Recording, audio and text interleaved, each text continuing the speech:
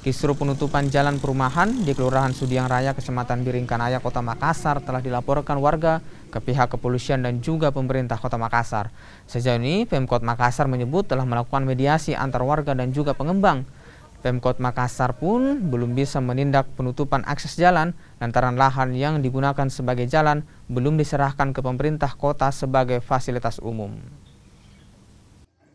Kalau itu menyangkut di sana, memang kami melihat bahwa walaupun belum diserahkan, maka pengembang harus memperjelas mana posisi fasum dan mana posisi fasos yang tentunya akan dimanfaatkan oleh semua pihak, oleh semua masyarakat. Karena fasum itu kalau sudah dipersiapkan atau jalan bukan lagi menjadi milik seseorang atau milik person, tapi harus dimanfaatkan. Nah, inilah yang harus menjadi tanggung jawab kita. Kami di pemerintah kota, di Dinas Pertanahan perlu diperkuat backup di wilayah, baik kelurahan maupun kecamatan, menyangkut dengan urusan-urusan masyarakat di bagian di wilayahnya masing-masing.